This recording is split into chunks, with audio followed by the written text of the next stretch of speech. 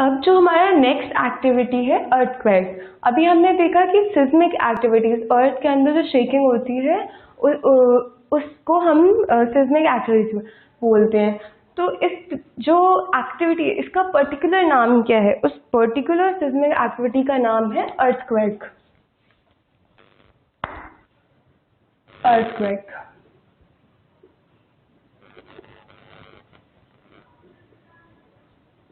Earthquake को define करें तो कैसे करते हैं? Shaking of earth, shaking of earth,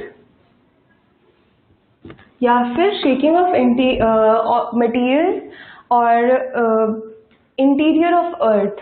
ठीक है, तो ये हो गया हमारा अर्थक्वेक। अब इन सिस्मिक एक्टिविटीज की जो स्टडी है इसको बोलते हैं सिस्मोलॉजी।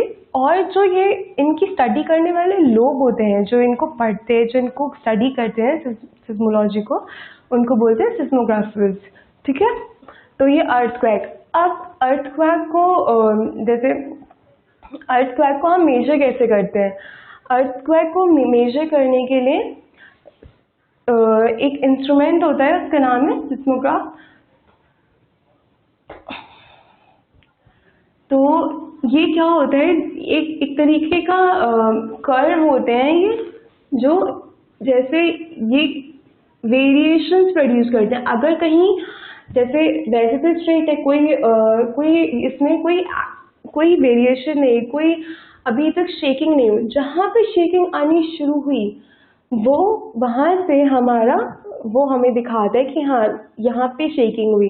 अब जब इनका मैग्नीट्यूड बढ़ता है, राइट, तो ये हमारा मैग्नीट्यूड डिफाइन करे कि ये अभी कम मैग्नीट्यूड का है, ये कम हमारे ज़्यादा मैग्नीट्यूड का है।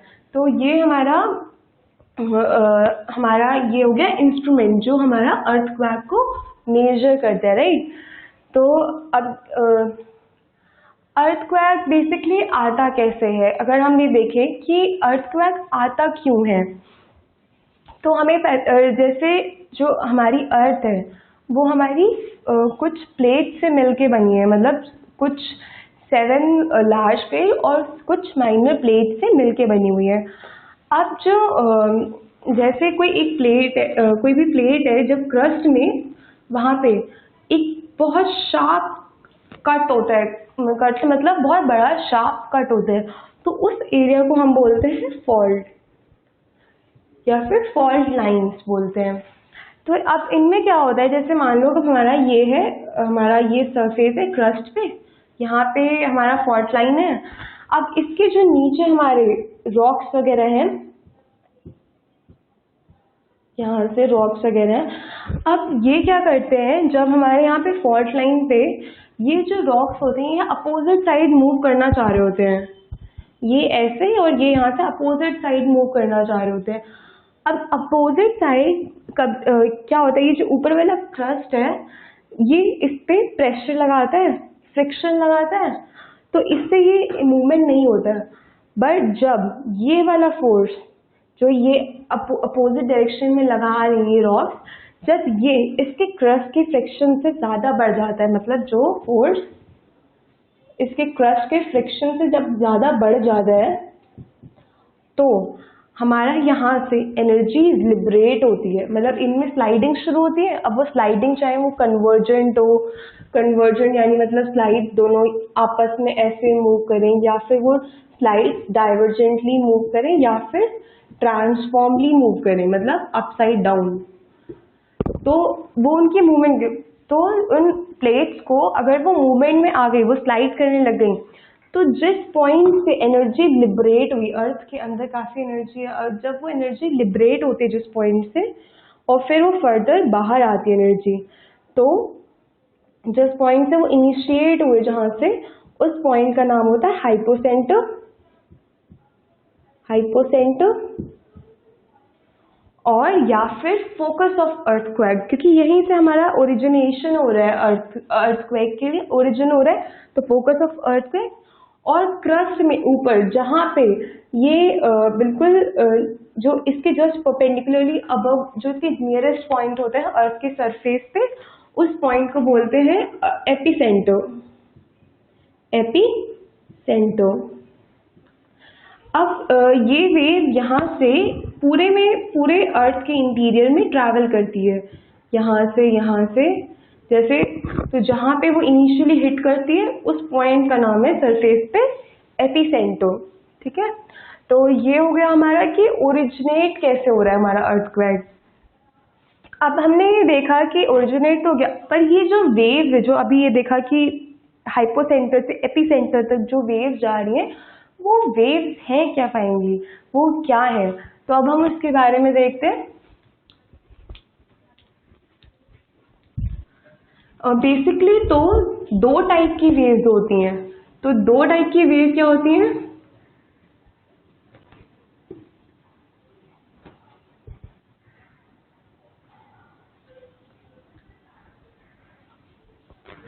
टू टाइप ऑफ वेव, एक है हमारी बॉडी वेव और दूसरी है हमारी सरफेस वेव्स।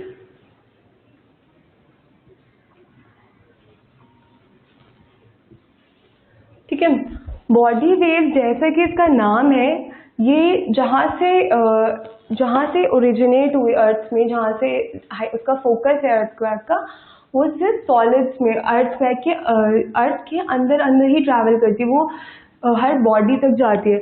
जब वो फाइनली अर्थ के सरफेस पे रॉक्स और उनसे मतलब जैसे अभी ये अर्थ है यहाँ से, तो ये जब तक अर्थ के अंदर ट्रैवल कर रही है ये वेव, अभी ये बाहर नहीं गई, अर्थ के अंदर जब ट्रैवल करिए तो ये है हमारी बॉडी वेव।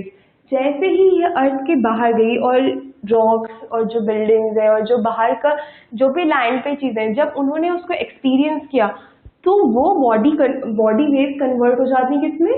सरफेस वेव्स में। तो बेसिकली बॉडी वेव को ही दूसरा नाम है सरफेस वेव्स। ओके, तो बॉडी वेव हमारी दो टाइप की होती है, एक होती है पी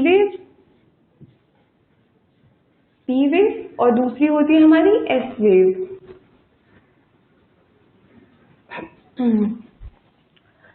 पी वेव्स, अब बॉडी वेव के दो टाइप हैं, पी वेव। अब पी वेव हमारी पी वेव की फुल फॉर्म ही है प्राइमरी वेव्स,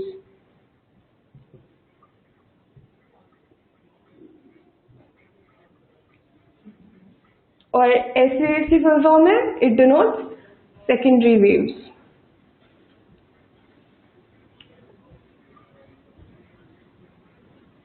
राइट, तो जो प्राइमरी वेव्स और जो सेकेंडरी वेव्स होती हैं अलग अलग मटेरियल में ट्रैवल करती हैं।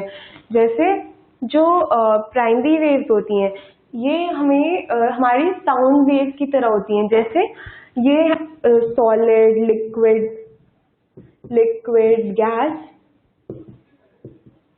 किसी भी मटेरियल में ये ट्रैवल कर सकती हैं। और जो सेकेंडरी वेव्स होती हैं ये सिर्फ सॉलिड में ट्रैवल करती हैं।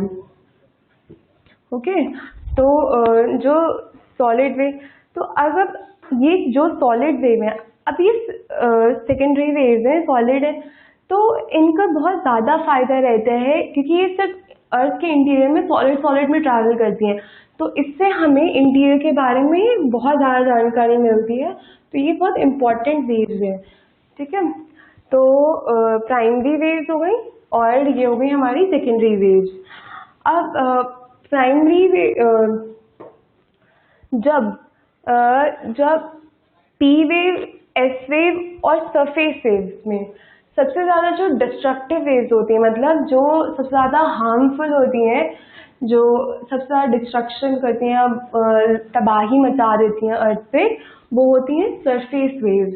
क्योंकि ये तो अब हमें पता है कि ये दोनों वेव्स तो अर्थ के अंदर ट्रैवल कर रही हैं, ये तीनों इन मीडियम्स में, बाकी के उसमें, बट जो सरफेस पे आ रही है, जो सारी एनर्जी सरफेस पे अपनी डिसिपेट कर रही है, वो वेव्स हमारी सरफेस वेव्स है। तो सबसे ज़्यादा डिस्ट्रक्टिव वेव्स हमारी सरफेस वेव्स है, डिस्ट्रक्टिव वेव्स है वो है सरफेस वेव्स। अब अगर हम देखें कि ये वेव्स एक्चुअल में मूवमेंट कैसे होती है इनकी, तो जो इनकी मूवमेंट होती है इस जैसे अगर वेव की डायरेक्शन ये है, तो ये इसमें प्रोपगेशन भी कैसे होता है, parallel to the direction of जो डायरेक्शन, मतलब जो इसमें पार्टिकल्स होंगे, ये वेव कैसे मूव कर रही हैं, बिल्कुल सीधा, जहां मतलब जैसे इस पॉइंट से इस पॉइंट तक अगर जाना है वेव को, तो वो ऐसे ऐसे ही मूव करेगी। ठीक है, तो अगर यहाँ पे हमने कोई अगर पार्टिकल रख दिया, तो इससे क्या होता है, डेंसिटी वेरिएशंस होते हैं। जैसे अगर यहाँ पे कोई पार्टिकल है, यहाँ से वो वेव आई पहले, जैसे ये ऐसे वेव आई, अब यहाँ कोई पार्टिकल रखा है यहाँ पे, तो इस पार्टिकल को ये आगे धकेलाएगी, यहाँ से मोटा होगा, और फिर जब यहाँ से ये वेव चली जाएगी तो ये यहाँ से पतला हो गया फिर से। तो डेंसिटी वेरिएशंस होते हैं, इस वेव से क्या होता है, डेंसिटी वेरिएशंस होते हैं, डेंसिटी वेरिएशंस। ये यही करता है कि ये वेव एक तो डायरेक्शन, जो हमें वेव की डायरेक्शन है मूवमेंट की, उसी डायरेक्शन में इसकी प्रोपोगेशन होती है, और ये डेंसिटी वेरी करती है, जिससे कि ऑब्जेक्ट जो भी है उसमें स्क्वीजिंग और स्कैटरिंग इफेक्ट होता है। स्क्वीजिंग एंड स्कैटरिंग मतलब वो पतला होता है, कभी सिकुड़ता है, कभी चौड़ा हो जाता है, कभी सिकुड़ता है, कभी चौड़ा हो जाता है। ठीक है, जैसे इस वाले यहाँ पे जब ये था, ये बॉल जैसे यहाँ पे है, तो जब ये वेव यहाँ पे पहुंची तो इसने इसको चौड़ा करा, और फिर ये जब ये आगे चली गई वेव, तो इसने इसको फिर से पतला कर दिया। तो ये हमारे थी पी वेव की प्रोपगेशन, की वो कैसे मूवमेंट करती है। अब अगर हम देखते हैं सेकेंडरी वेव, तो सेकेंडरी वेव जो उसकी डायरेक्शन होती है उसके परपेंडिकुलर मूव करती हैं। जैसे अगर ये इसकी डायरेक्शन है, इसको यहाँ से यहाँ तक जाना है, तो इसकी जो मूवमेंट होगी वो अप डाउन होगी, up down up down up down. तो ये क्या फॉर्म करते हैं, ये क्रेस्ट ऑफ टॉप फॉर्म करते हैं, क्रेस्ट और टॉप, क्योंकि परपेंडिकुलर होते हैं, परपेंडिकुलर टू डायरेक्शन। फॉर्मेशन क्या होती है, क्रेस्ट और टॉप की फॉर्मेशन होती है इसमें। तो ये हमारा था सारा हमारी पी वेव, सेकेंडरी वेव्स और सरफेस वेव्स के बारे में।